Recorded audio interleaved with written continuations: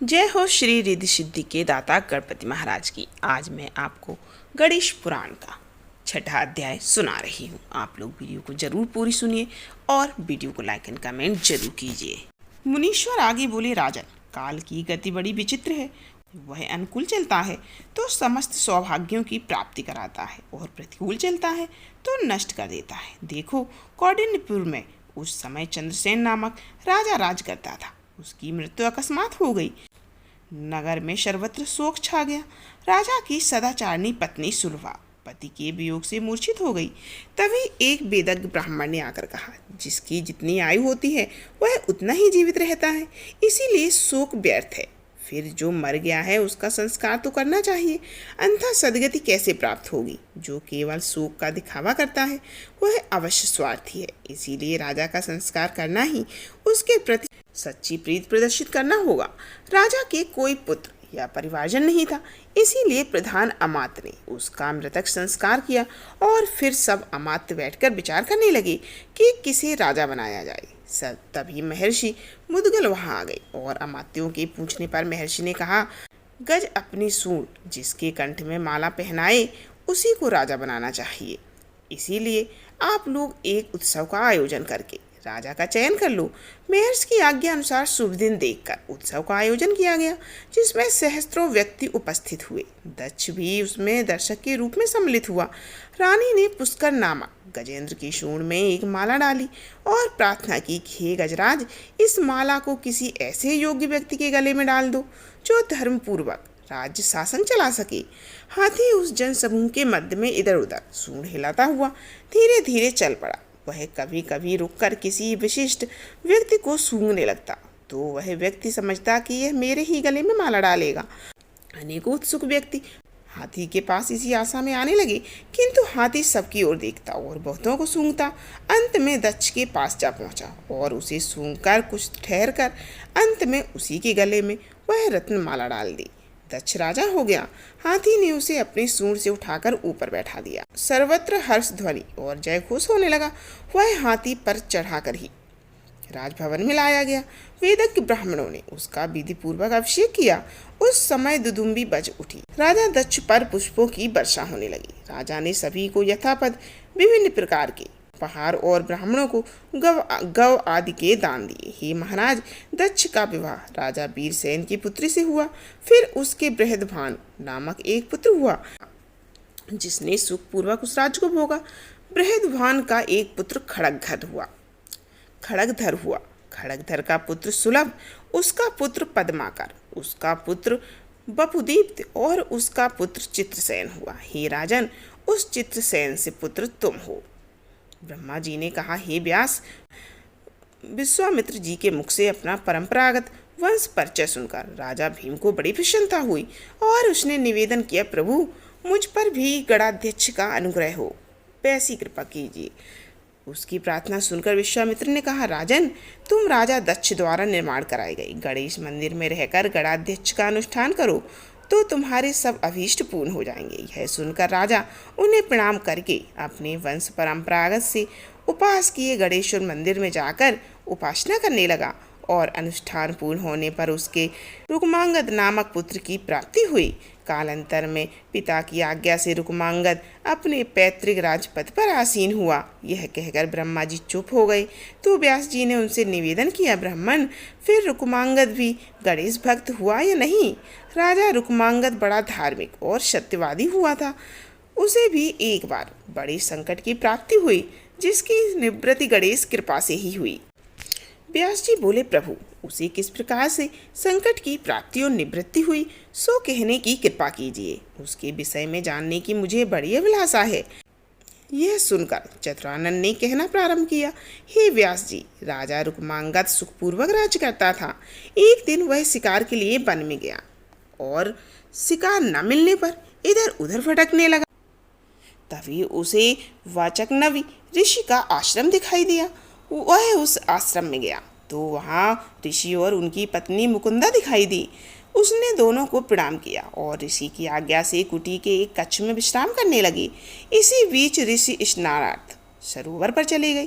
तभी ऋषि पत्नी ने राजा के पास आकर कहा कि तुम अति सुंदर हो, मैं तुम पर मोहित हो गई हूँ, मुझे प्रसन्न करो। राजा बोला, आप पूज्य महर्षि की पत्नी हैं और मेरे लिए माता के समान है, अतः मैं ऐसा दुष्कर्म नहीं कर सकता।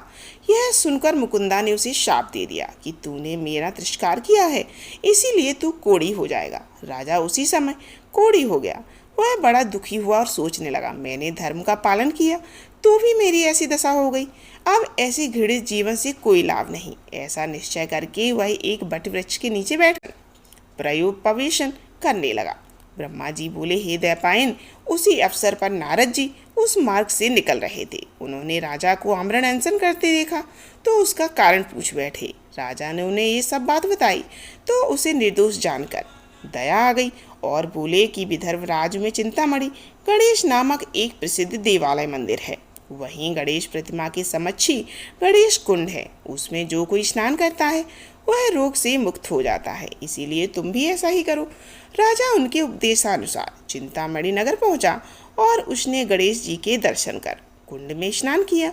इससे वह तुरंत ही निरोग हो गया। तब उसने वहां गणेश्वर का भक्तिपूर्वक 1600 उपचार से पूजन किया और फिर ब्राह्मणों को भोजन कराकर दान दक्षिणा दी।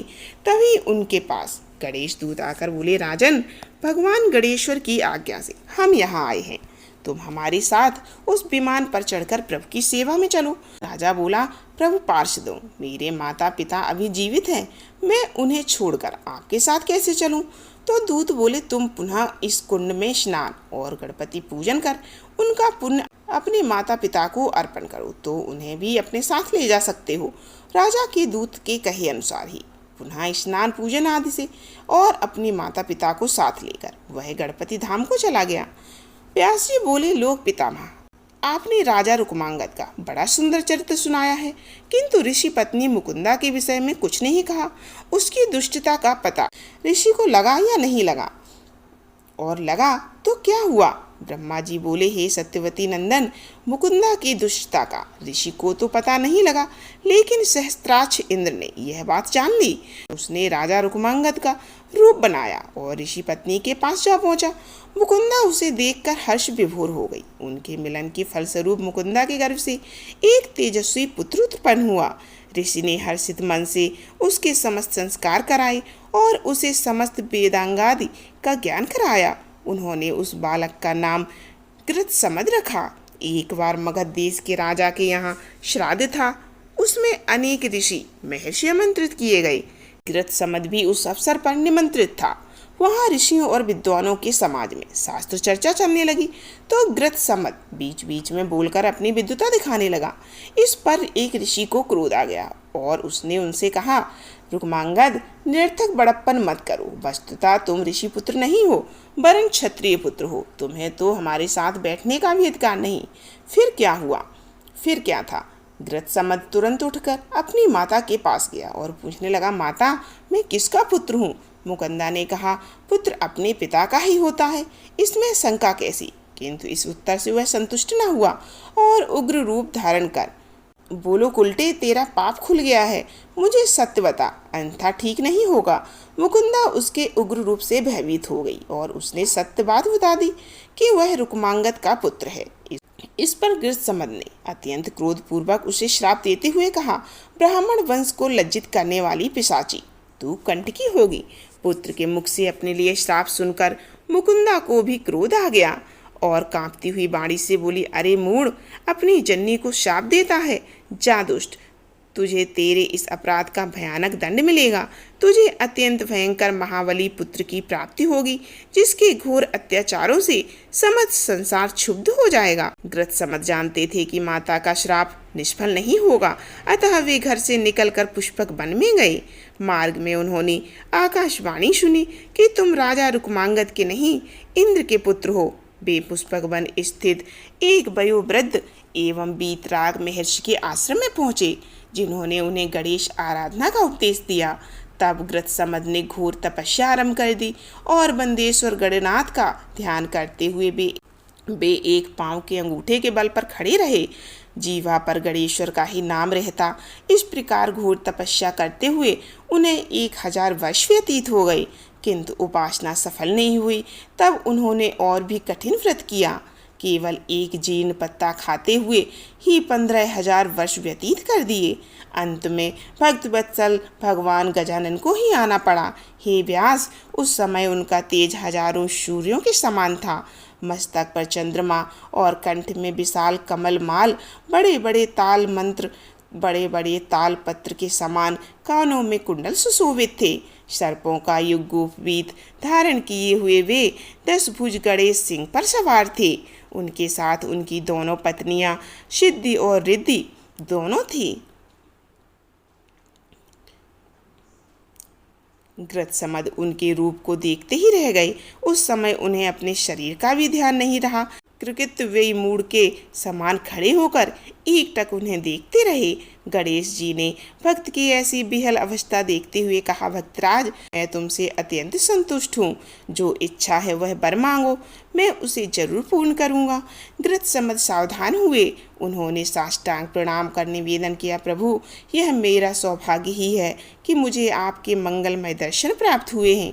नाथ, यह पुष्पक वन अब आगे से गणेशपुर कहा जाने लगे और आप स्वयं यहाँ निवास करके भक्तों की कामना पूर्ण करते रहें। वरदराज ने तथास्तु कहकर वर प्रदान किया और फिर बोले, भक्तवर, तुम्हारे एक अत्यंत बलशाली पुत्र होगा जो तीनों लोकों में ख्याति प्राप्त करेगा। उसे महाकाल भगवान के अतिरिक्त अन्य कोई भी न जीत सकेगा। इस क्षेत्र का नाम युगानुसार होंगे।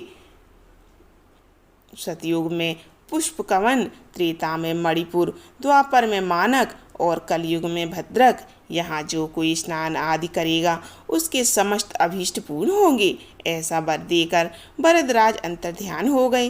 गृत्समद ऋषि ने वहाँ एक मंदिर बनाकर प्रथमेश्वर गणराज का श्री विग्रह स्थापित कर पूजन किया और आगे चलकर गणेश जी के नाम पर उस स्थान का नाम भी भरत हो गया। गृत्समद अब केवल गजानन की उपासना में लगे रहने लगे। परंतु एक दिन उन्होंने एक अत्यंत तेजस्वी बालक को स्वयं प्रकट हुआ देखा तो आश्चर्यचकित हो गए। वह बालक उनसे नम्र वाणी में बोला, मैं आपकी छींक से उत्पन्न हुआ हूँ, आपका पुत्र हूँ। मैं अपने पैरों पर खड़ा नहीं होता तब तक आप मेरा पालन कीजिए, फिर तो मैं स्वयं ही पौरुष के सब देवताओं और तीनों लोकों को जीत लूँगा। उसकी बात सुन गृत्समद कुछ कहे। उन्हें अपने माता की वचन याद आ गई, परंतु करते भी क्या। उन्होंने बालक से कहा, पुत्र, तुम गणेश जी की उपासना करो। यह कहकर उन्होंने उसे गणेश जी का मंत्र देकर उपासना विधिवत लाई। बालक वहाँ से चला गया। उसने एकांत में वन में जाकर भरतराज की आराधना आरंभ कर दी। वह भी एक पाँव के अंगूठे पर खड़ा रहकर तपस्या करता रहा। उसने भी पिता के समान निराहार रहकर घोर तप करते हुए 15,000 वर्ष व्यतीत कर दिए। भगवान गणेश्वर प्रसन्न हो गए। उन्होंने एक भयानक शब्द के साथ उनको दर्शन दिया। मुनि कुमार ने देखा कि भरतराज साक्षात खड़े हैं तो वह उनके चरणों में गिर गया। गणेश जी ने हर्षपूर्वक कहा, उठो भक्त श्रेष्ठ, मैं तुम पर प्रसन्न हुआ हूँ, अपना इच्छित वर मांग लो मुझसे। मुनि कुमार ने हाथ जोड़कर निवेदन किया, प्रभु, मैं आपके असीम तेज से अत्यंत विस्मित और भयभीत हूँ, कृपा कीजिए। प्रभु, मेरी इच्छा पूर्ण कर दीजिए। नाथ, मैं बालक हूँ, स्तुति किस प्रकार की जाती है इसका ज्ञान नहीं है। यदि आप प्रसन्न हैं तो मुझे त्रिलोक विजय का वर प्रदान कीजिए। देव, दानव, मनुष्य, राक्षस, गंधर्व, किन्नर तथा सर्प आदि सभी मेरे बस में हो जाएं। इंद्र आदि सभी लोकपाल सदैव मेरी सेवा करें। इस जीवन में सभी सुखों को भोग कर अंत में मैं मोक्ष की प्राप्ति करूं। भगवान गणपति बोले, वत्स, तुम सदैव भय रहित और तीनों लोकों की विजेता होगे। मैं तुम्हें लोहे, चांदी और सोने के 3 नगर प्रदान करता हूँ। इन्हें भगवान शंकर के अतिरिक्त कोई भी नहीं तोड़ सकेगा। यह तीनों पुर शिव जी के एक ही बाण से टूट जाएंगे। इन तीनों पुरों के स्वामी होने के कारण तुम्हारा नाम त्रिपुर हो जाएगा। वर प्रदान कर गणेश जी अंतर्निहित हो गए। त्रिपुरासुर ने उनकी मूर्ति स्थापित की और उनका 16 से पूजन किया। उसके पश्चात वह त्रिलोक के विजय के लिए चल पड़ा। धरती, स्वर्ग, पाताल सभी पर उसका अधिकार हो गया। देवताओं सहित इंद्र हार गए। उसके भय से देव समुदाय वन पर्वत की गुफाओं में छिपा फिरा। चतुर्भुज ब्रह्मा नाविक कमल में प्रविष्ट हो गए। भगवान विष्णु भी क्षीर सागर में जा छिपे। सौनक जी, त्रिपुरासुर प्रचंड हो उठा। उसके 2 पुत्र हुए जिनका नाम चंड और प्रचंड था। उसने चंड को वैकुंठ और प्रचंड को ब्रह्मलोक का अधिकारी बना दिया। त्रिपुरासुर को इतने से भी शांति नहीं मिली। उसकी अधिकार लिप्सा इतनी बढ़ गई कि वह कैलाश पर जा पहुंचा। शिव जी को उसे प्राप्त वरदान और शक्ति का ज्ञान था। वे अविलंब उनके सामने पहुंचकर बोले, वत्स, मैं तुमसे संतुष्ट हूँ, तुम जो चाहो सो मांग लो। त्रिपुरासुर बोले बाबा, यदि आप मुझ पर प्रसन्न हैं तो कैलाश छोड़कर मंदराचल पर चले जाए। शिव जी समझ गए कि कैलाश छोड़े बिना काम नहीं चलेगा, इसीलिए तुरंत ही मदरागिरी को प्रस्थान कर गए। इसके बाद इस प्रकार संसार भर में असुर साम्राज्य छा गया। आगे की कथा सुनने के लिए प्लीज़ ज़्यादा से ज़्यादा वीडियो को लाइक कीजिए, कमेंट कीजिए। फिर मिलते हैं गणेश पुराण के अगले अध्याय में।